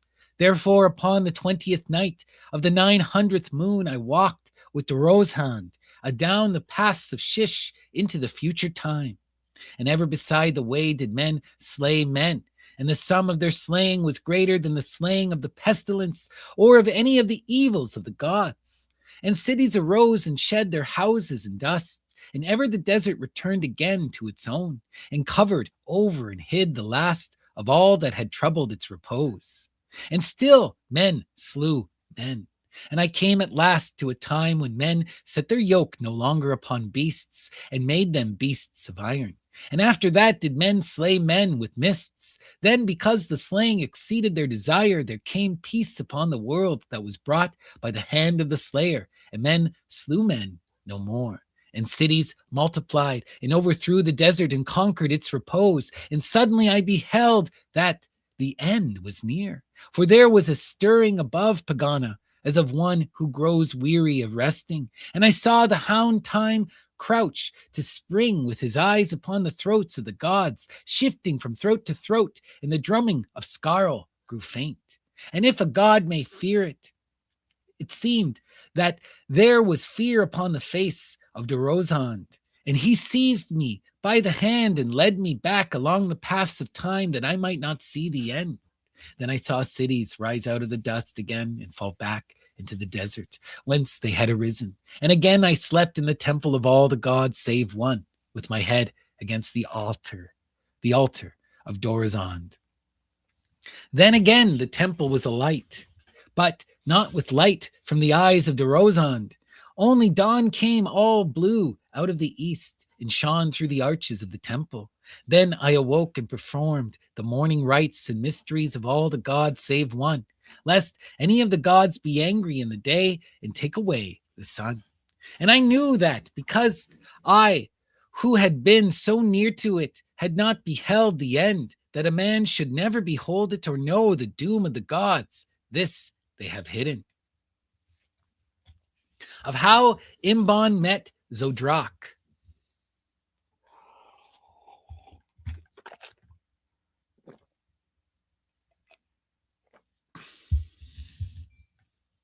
All right. The prophet of the gods lay resting by the river to watch the stream run by. And as he lay, he pondered on the scheme of things and the works of all the gods. And it seemed to the prophet of the gods, as he watched the stream run by, that the scheme was a right scheme, and that the gods, benignant gods, yet there was sorrow in the worlds. It seemed that Kib was bountiful, that Mung calmed all who suffer, that Shish dealt not too harshly with the hours, and that all the gods were good, yet there was sorrow in the worlds. Then said the prophet of the gods as he watched the stream run by, there is some other god of whom naught is writ. And suddenly the prophet was aware of an old man who bemoaned beside the river, crying, Alas, alas. His face was marked by the sign and seal of exceeding many years, and there was yet vigor in his frame. These be the words of the prophet that he wrote in his book. I said, Who art thou that bemoans beside the river? And he answered, I am the fool. I said, Upon thy brow are the marks of wisdom, such as is stored in books. He said, I am Zodrak. Thousands of years ago, I tended sheep upon a hill that sloped towards the sea. The gods have many moods. Thousands of years ago, they were in mirthful mood. They said, Let us call upon a man before us that we may laugh in Pegana. They took me from my sheep upon the hill that slopes towards the sea. They carried me above the thunder. They stood me, that was only a shepherd before them on Pegana, and the gods laughed. They laughed not as men laugh, but with solemn eyes. And their eyes that looked on me saw not me alone, but also saw the beginning and the end, and all the worlds besides. Then said the gods, speaking as speak the gods, Go back to thy sheep. But I, who am the fool, had heard it said on earth that whoso seeth the gods upon Pegana becometh as the gods, if so he demand to their faces, who may not slay him who hath looked them in the eyes. And I, the fool, said, I have looked in the eyes of the gods, and I demand what a man may demand of the gods when he hath seen them in Pegana. And the gods inclined their heads. And Hudrazai said, It is the law of the gods. And I, who was only a shepherd, how could I know? I said, I will make men rich. And the gods said, What is rich? And I said, I will send them love. And the gods said, What is love?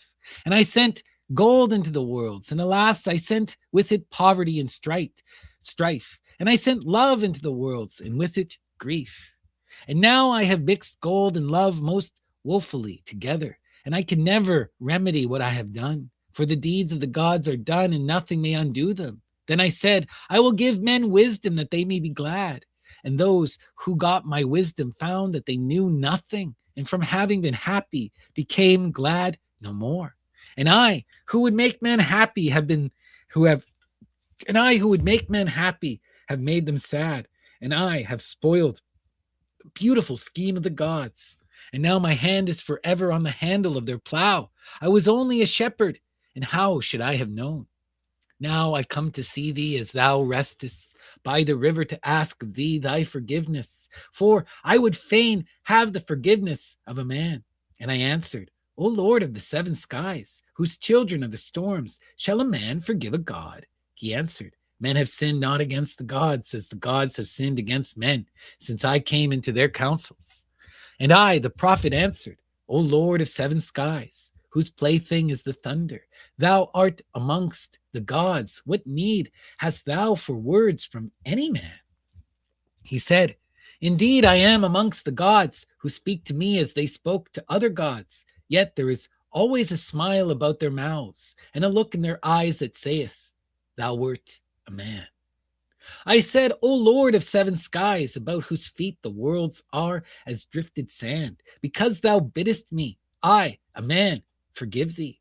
And he answered, I was but a shepherd, and I could not know. And then he was gone. Oh, wow. That was so beautiful, so powerful, right? The ignorance of our own lack of wisdom, right? If we were given the power of the gods, could we really do anything to help? If we meddled in fate, would we make things worse? Wow. Pegana. All right. The prophet of the gods cried out to the gods, Oh, all the gods save one, for none may pray to Mana, Yud, Shoshai. Where shall the life of a man abide when Mung hath made against his body the sign of Mung, for the people with whom ye play have sought to know. But the gods answered, speaking through the mist, though thou shouldest tell thee Though thou shouldest tell thy secrets to the beasts, even that the beasts should understand, yet will not the gods divulge the secret of the gods to thee, that gods and beasts and men shall be all the same, all knowing the same things. That night Yoharneth Lahai came to Aradek and said unto Imban, wherefore wouldst thou know the secret of the gods, that not the gods may tell thee? When the wind blows not, where then is the wind? Or when thou art not living, where art thou? What should the wind care for the hours of calm, or thou for death? Thy life is long, eternity is short. So short that should thou die and eternity should pass, and after the passing of eternity thou should livest again, thou wouldst say, I close mine eyes but for an instant. There is an eternity behind thee as well as one before. Hast thou bewailed the aeons that passed without thee, who are so much afraid of the aeons that shall pass? Then said the prophet, how shall I tell the people that the gods have not spoken, and their prophet doth not know? For then should I be prophet no longer, and another would take the people's gifts instead of me. Then said Imban, to the people, the gods have spoken, saying, O Imban, our prophet, it is as the people believe, whose wisdom hath discovered the secret of the gods. And the people, when they die, shall come to Pegana, and there shall live with the gods, and there have pleasure without toil. And Pegana is a place all white, with the peaks of mountains, on each of them a god, and the people shall lie upon the slopes of the mountains, each under the god that he hath worshipped most when his lot was in the worlds. And there shall music beyond thy dreaming come drifting through the scent of all the orchards in the worlds, with somewhere someone singing an old song that shall be as a half-remembered thing. And there shall be gardens that have always sunlight, and streams that are lost in no sea beneath skies forever blue. And there shall be no rain nor no regrets. Only the roses that in highest Pegana have achieved their prime shall shed their petals in showers at thy feet. And only far away on the forgotten earth shall voices drift up to thee that cheered thee in thy childhood about the gardens of thy youth. And if thou sighest for any memory of earth because thou hearest unforgotten voices, then will the gods send messengers on wings to soothe thee.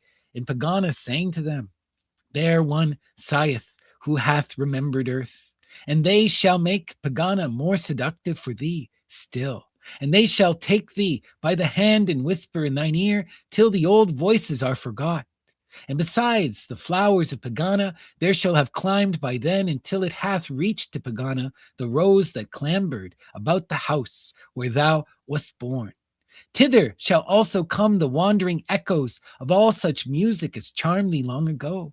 Moreover, as thou sittest on the orchard lawns that clothe Pegana's mountains, and as thou hearkenest to melody that sways the souls of the gods, there shall stretch away far down beneath thee the great unhappy earth, till gazing from rapture upon sorrows thou shalt be glad that thou wert dead. And from the three great mountains that stand aloof, and over all the others, Grimble, Seeble, and Trahagabol, shall blow the wind of the morning, and the wind of the evening, and the wind of all the day, borne upon the wings of all the butterflies that have died upon the worlds, to cool the gods of Pegana. Far through Pegana, a silvery fountain, lured upward by the gods from the central sea, shall fling its waters aloft, and over the highest of Pegana's peaks, above Trahagabol, shall burst into gleaming mists to cover highest Pegana and make a curtain about the resting place of Mana Yud Shushai. Alone, still and remote below the base of one of the inner mountains lieth a great blue pool. Whoever looketh down into its waters may behold all his life that was upon the worlds and all the deeds that he hath done. None walk by the pool and none regard its depths, for all in Pegana have suffered and all have sinned some sin, and it lieth in the pool. And there is no darkness in Pegana, for when night hath conquered the sun and stilled the worlds and turned the white peaks of Pegana into gray, then shine the blue eyes of the gods like sunlight on the sea, where each god sits upon his mountain. And at the last, upon some afternoon, perhaps in summer, shall the gods say, speaking to the gods, what is the likeness of Mana Yud Shushai, and what the end? And then shall Mana Yud Shoshai draw back with his hand the mists that cover his resting, saying, this is the face of Mana Yud Shoshai, and this the end. Then said the people to the prophet, shall not black hills draw round in some forsaken land to make a veil-wide cauldron, wherein the molten rock shall seethe and roar, where the crags of mountains shall be hurled upward to the surface and bubble and go down again, that there our enemies may boil forever? And the prophet answered, it is writ large about the bases of Pegana's mountains, upon which sit the gods. Thine enemies are forgiven. Wow. The sayings of Imban.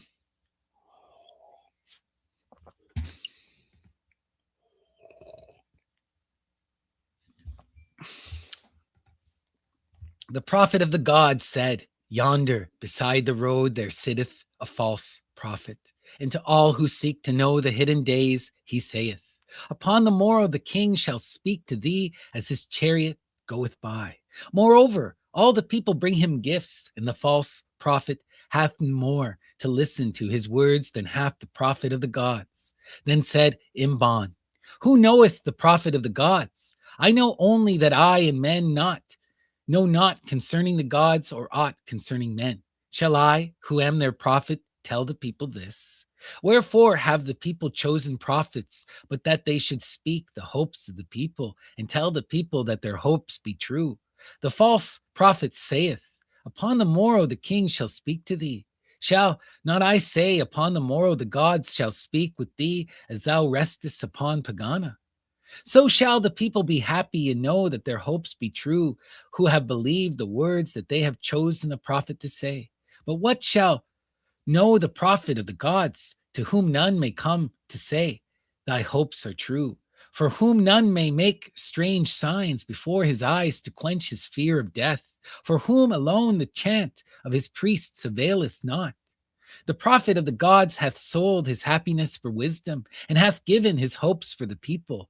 Said also Imban, when thou art angry at night, observe how calm be the stars. And shall small ones rail when there is such a calm among the great ones? Or when thou art angry by day, regard the distant hills, and see the calm that doth adorn their faces. Shalt thou be angry while they stand so serene?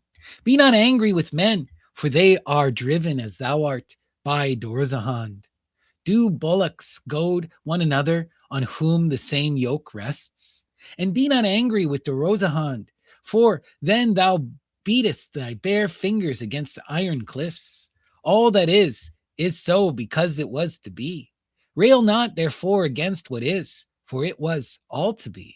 And Imban said, the sun arriveth and maketh the glory about all the things that he seeth, and drop by drop he turneth the common dew to every kind of gem, and he maketh a splendor in the hills. And also man is born, and there rests a glory about the gardens of his youth. Both travel afar to do what Dorozahand would have them do. Soon now the sun will set, and very softly come twinkling in the stillness all the stars. Also man dieth, and quietly about his grave will all the mourners weep. Will not his life arise again somewhere in all the worlds? Shall he not again behold the gardens of his youth? Or does he set to end? Of how Imban spake of death to the king. There trod such pestilence in Eredek that the king, as he looked abroad out of his palace, saw men die. And when the king saw death, he feared that one day even the king should die. Therefore he commanded the guards to bring before him the wisest prophet that should be found in Eredek. Then heralds came to the temple of all the gods save one, and cried aloud, having first commanded silence, crying, Razahan, king over Eredek, prince by right of Ildun and Ildan, and prince by conquest of Pathia, Ezek, and Azhan, lord of the hills, to the high prophet of all the gods save one, sends his salutations. Then they bore him before the king. The king said unto the prophet, O prophet of all the gods save one, shall I indeed die?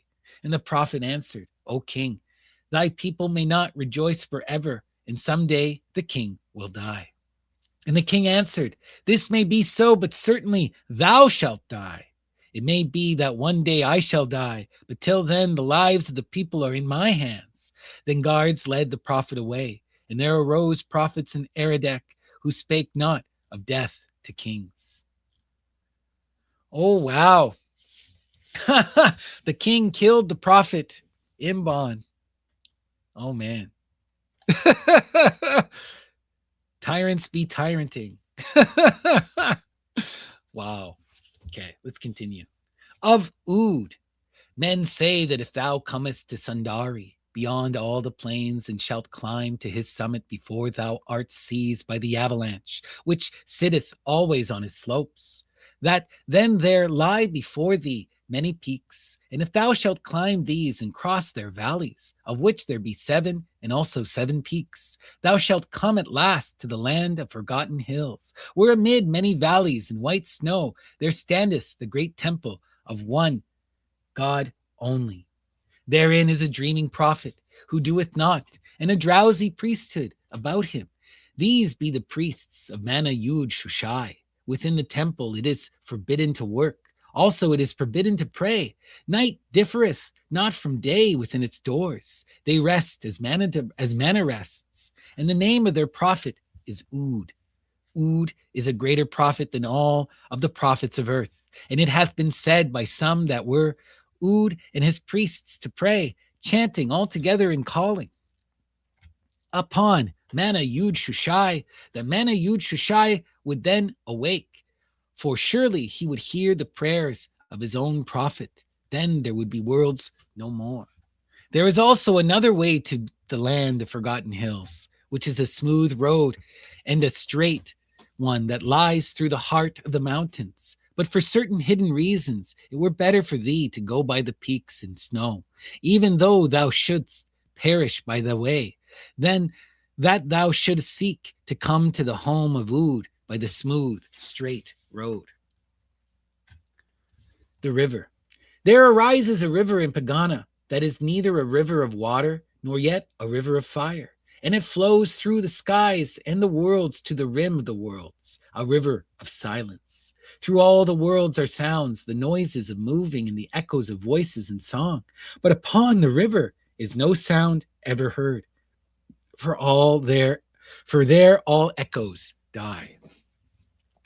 The river arises out of the drumming of Scarl and flows forever between the banks of thunder until it comes to the waste beyond the worlds, behind the farthest star, down to the sea of silence.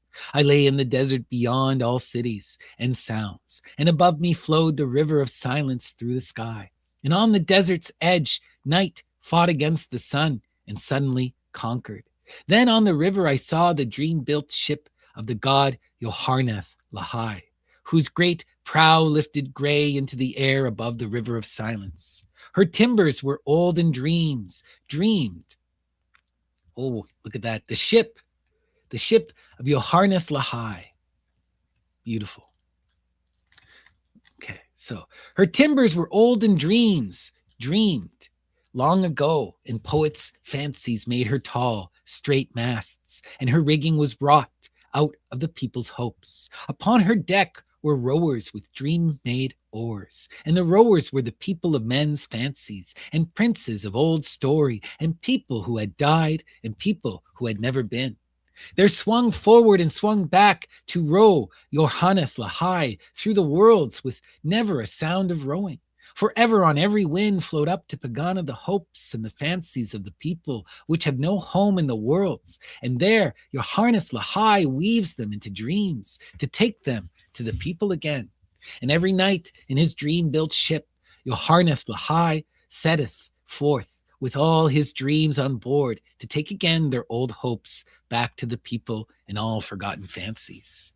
But ere the day comes back to her own again, and all the conquering armies of the dawn hurl their red lances in the face of night, Yoharneth Lahai leaves the sleeping worlds and rows back up the river of silence that flows from Pegana into the sea of silence that lies beyond the worlds. And the name of the river is Imrana, the river of silence. All they that be weary of the sound of cities and very tired of the clamor creep down in the nighttime to Yoharneth Lahai's ship, and going aboard it, among the dreams and the fancies of old time, lie down upon the deck and passed from sleeping to the river, while Mung behind them makes the sign of Mung, because they would have it so.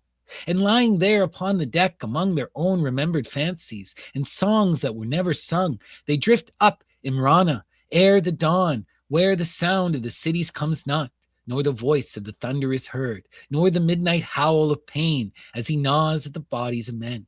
And far away and forgotten bleat the small sorrows that trouble all the worlds.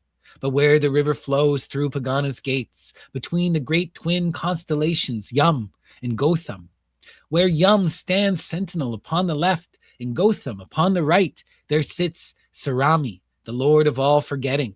And when the ship draws near Sarami, looketh with his sapphire eyes into the faces and beyond them of those that were weary of cities, and as he gazes as one that looketh before him remembering not, he gently waves his hands, and amid the waving of Sarami's hands there fall from all that behold him all their memories, save certain things that may not be forgot, even beyond the worlds. It hath been said that when Skarl ceases to drum, and Mana Yud Shoshai awakes, then the gods of Pegana know that it is the end, that then the gods will enter galleons of gold, and with dream-born rowers glide down Imrana, who knows whither or why, till they come where the river enters the silent sea, and shall there be gods of nothing, where nothing is, and never a sound shall come.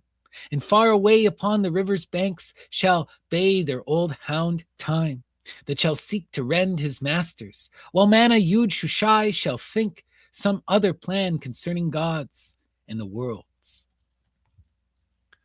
The Bird of Doom and the End.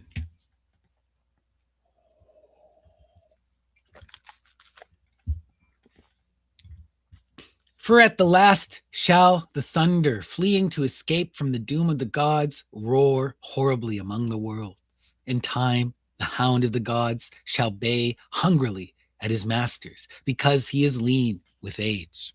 And from the innermost of Pegana's vales shall the bird of doom, Mosan, whose voice is like the trumpet, soar upward with boisterous beatings of his wings above Pegana's mountains. And the gods, and there with his trumpet voice acclaim the end. Then in the tumult, and amid the fury of their hound, the gods shall make for the last time in Pegana the sign of all the gods, and go with dignity and quiet down to their galleons of gold, and sail away down the river of silence, never to return, not ever to return.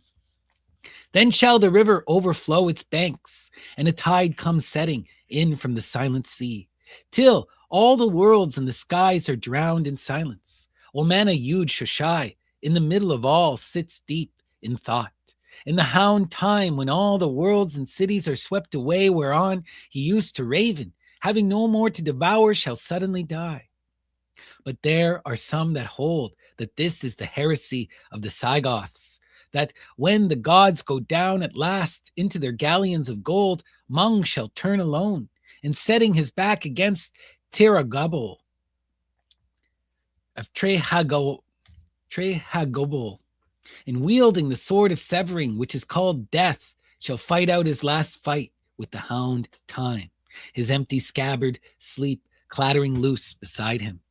There, under Trehagobol, they shall fight alone when all the gods are gone. And the Cygoths say that for 2 days and nights the hound shall leer and snarl before the face of Mung, days and nights that shall be lit by neither sun nor moons, for these shall go dipping down the sky with all the worlds as the galleons glide away, because the gods that made them are gods no more. And then shall the hound, springing, tear out the throat of Mung, who, making for the last time the sign of Mung, shall bring down death, crashing through the shoulders of the hound, and in the blood of time that sword shall rust away.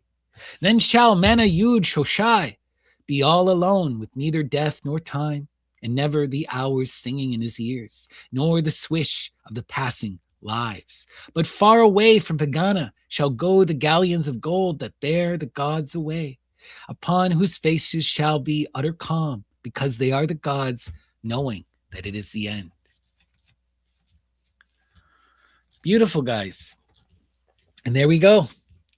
That is it. That is our magical story. The Incredible Gods of Pegana by the wonderful Lord Dunsany. One of the most influential pieces of fantasy fiction ever writ. So I hope that you guys really enjoyed this magical story. One of my all-time favorites. I know it's a little bit of a longer one, but I hope you guys appreciated it. And continue to check out the works of Lord Dunsany. This is a text that can be really picked over, right? This is a text that has so much deep magical and philosophical weight, right? A lot of fun, and something that really speaks to the soul for those who are interested in the mythological, the theological, and magical. All right, everyone. Well, thank you so much for joining me. I really hope that you enjoyed that dive into such a beautiful story. And I hope that you think about these things. Consider the nature of the gods. Consider the theogony and how these things play out. Make up your own worlds. Make up your own dreams. How does reality work? Do you have any sense or gleaming? You may not be ever able to know, but is it not fun to try? Beautiful. And with that, everyone, peace and love. Thank you again for joining me. And I'll be back in a couple hours around 7 o'clock for our evening adoration. Until then, peace and love, and take care. And I'll be back soon with more magical stories. Thank you all. Peace.